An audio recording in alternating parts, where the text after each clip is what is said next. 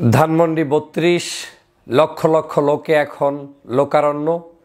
সারা বাংলাদেশের অলিতে গলিতে এখন আওয়ামী লীগের পদচারণায় মুখরিত। রাতভর তাদের বিভিন্ন জঙ্গলের ভিতরে, গর্তের ভিতরে মিছিল, মিটিংয়ে সঙ্গবদ্ধ ছিল শেখ হাসিনার নেতৃত্বে পরিচালিত এই আওয়ামী লীগ, ছাত্রলীগ, যুবলীগ। কারণ একটাই, আজ বাংলাদেশে হরতাল চলছে। হ্যাঁ, আজ বাংলাদেশে হরতাল চলছে। লোক আর লোক সমগ্র রাজপথ দখল করে নিয়ে হরতাল পালন করার জন্য তারা এখন সময় অতিবাহিত করছেন। শুধু অপেক্ষা বিরিয়ানির পালা। যখনই বিরিয়ানি আসবে সেই বিরিয়ানিগুলো তারা ভক্ষণ করার জন্য অপেক্ষা করছেন ধানমন্ডি ৩২ নম্বরের সামনে সহ সারা বাংলাদেশের বিভিন্ন অলিতে গলিতে।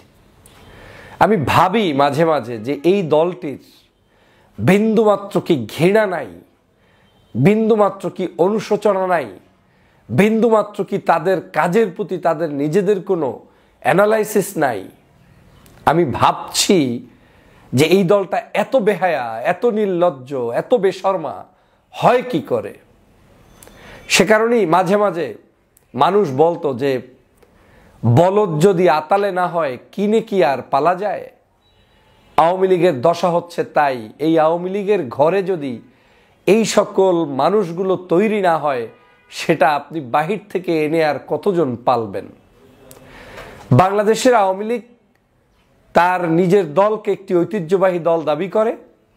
সেই ঐতিহ্যবাহী দলের অবস্থা হচ্ছে আজকের হরতাল, কিন্তু এই হরতালে কোনো মানুষের সাড়া নেই।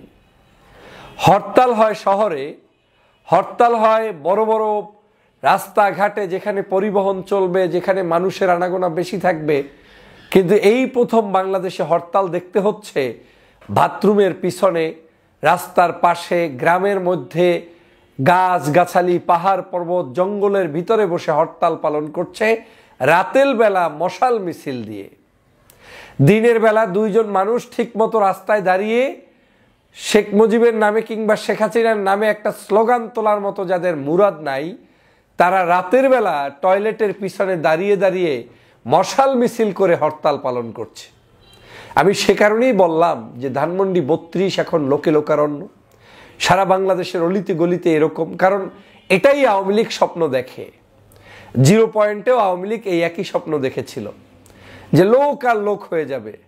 এখন প্রতিনিয়ত অনলাইনের ভাষণেও শেখ হাসিনা উপস্থিত হয়ে অনলাইনে বক্তব্য দেয়। মনে করেছিল যে এই অনলাইন থেকেই তো আমার পতন হয়েছে, তো আমি আবার দেখি অনলাইন কিছু ঘটাইলে আমার আবার ক্ষমতায় আসা যায় কি না।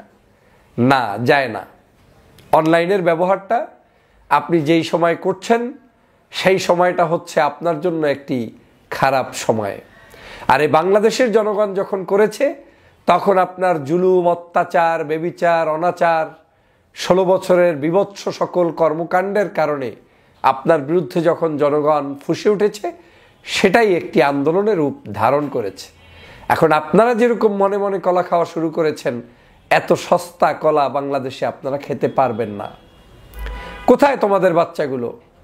কোথায় তোমাদের মানুষগুলো? কোথায় তোমরা মিছিল করছো? কোথায় তোমরা পিকেটিং করছো? কোথায় তোমার হরতাল পালন হচ্ছে? আজ সকাল থেকে এখন পর্যন্ত হরতালের পক্ষে হরতাল করে একটা রোড ব্লক হয়ে গিয়েছে, গাড়ি চলছে না, ট্রেন চলছে না, এরকম তো কিছুই আমি দেখছি না। তো হরতালের ডেফিনেশনটা কি এখন নতুন করে আওয়ামী লীগ থেকে শিখতে হবে। হরতালের ডেফিনেশন হচ্ছে বাসায় বসে হরতালের ডাক দেওয়া, অনলাইনে একটা জুম মিটিং করা, আর হচ্ছে টয়লেটের পিছনে, বাসার পিছনে, বনে জঙ্গলে আপনার একটু মিছিল করা। এটাই এখন আওয়ামী লীগের হরতাল। সে কারণেই বলছি এটা একটি বেহায়ার দল। সে কারণেই বলছি এরা আদতে বাংলাদেশের জনগণের সাথে সম্পৃক্ত কোনো দল নয়। এরা জনগণের ভালোবাসার কোনো দল নয়। এরা মূলত বাংলাদেশের জনগণের সাথে প্রতারণাকারী একটি দল, খুনির দল।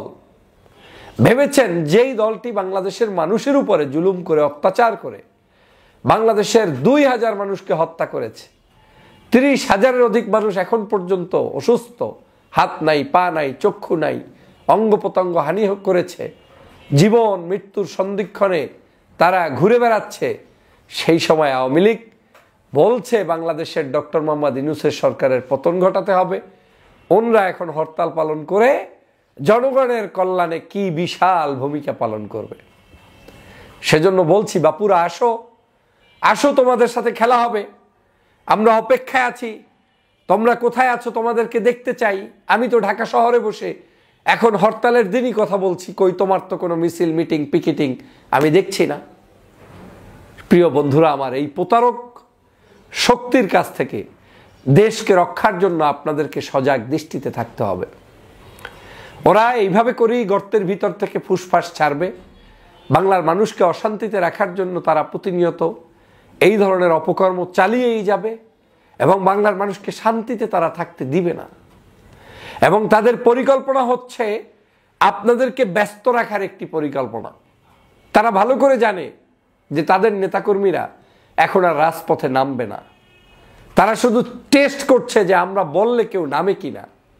কিন্তু বাংলাদেশের হয়তো কিছু কিছু রাতের বেলা যারা আওয়ামী লীগের ওই বনে জঙ্গলের মিছিল করছে, তারা হয়তো ভাবছে তার মাদার ইতিমধ্যেই চলে এসেছেন কিংবা চট করে চলে আসবেন।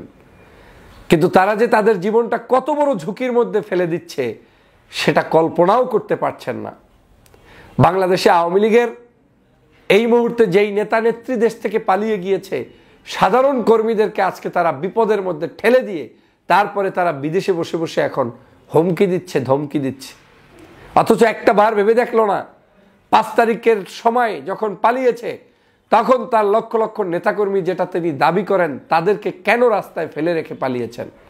সাহস করে বাংলাদেশে থাকতেন, জেলের মধ্যে যাইতেন, কিংবা ছাত্র জনতার আক্রমণে আপনি যা ঘটার তাই ঘটত মেনে নিতেন। জাতির কাছে আপনি শ্রেষ্ঠ সন্তান, অন্তত আপনার আওয়ামী লীগের কাছে তো থাকতে পারতেন। কিন্তু আজকে আপনার যেটা হয়েছে, এই অধপতন আওয়ামী লীগ কোনোদিন রিকভারি করতে পারবে না। অতএব এই হরতাল দিয়ে আপনারা আপনার দলের নেতাকর্মীদের কি বিপদের মধ্যে ফেলছেন। অতএব এই দলের যারা সাধারণ কর্মী, আপনাদের বিবেককে কাজে লাগান। নিজের বিবেককে কাজে লাগিয়ে আগামীর বাংলাদেশ গঠনের জন্য আপনি পরিকল্পনা গ্রহণ করুন, ভালো মানুষদের সাথে মেশার চেষ্টা করুন। এই শেখ হাসিনা আপনাদেরকে রক্ষা করতে পারবে না। এই শেখ হাসিনা বাংলাদেশে কোনোদিন আর ফেরত আসবে না। আসবে বিচারের কাঠগড়ায় দাঁড়িয়ে তাকে ওই রশি গলায় বাঁধতে হবে, সেদিন আসতে হবে। কিন্তু এখন যারা ভাবছেন কালকে আসবে, পরশু আসবে, কোনোদিনই শেখ হাসিনা আসবে না, আমি চ্যালেঞ্জ করে বলে দিলাম। সে কারণে আমি বাংলাদেশের সমগ্র আওয়ামী লীগকে বলছি, আপনার হরতাল হচ্ছে এই বাথরুমের পিছনে, রাস্তার পিছনে, বনে জঙ্গলে রাতের বেলা মশাল মিছিল করে হরতাল পালন, আর ওই ধানমন্ডিতে 32 নম্বরে এসে একটু বিরিয়ানি খাওয়ার স্বপ্ন। কিন্তু আপনার ওই মিছিলের জায়গায় থাকবে, জঙ্গলেই থাকবে, শহরে এসে মিছিল করা হবে না, আর ধানমন্ডি 32 নম্বরে বিরিয়ানি খাওয়াও আপনাদের দ্বারা হবে না। অতএব আপনারা এখন থেকেই নিজেদেরকে সাবধানতা অবলম্বন করে বাংলাদেশের ভবিষ্যৎ রাজনীতির পথ বাতলে নিন। সেটাই হচ্ছে আমার প্রত্যাশা। সবাইকে ধন্যবাদ।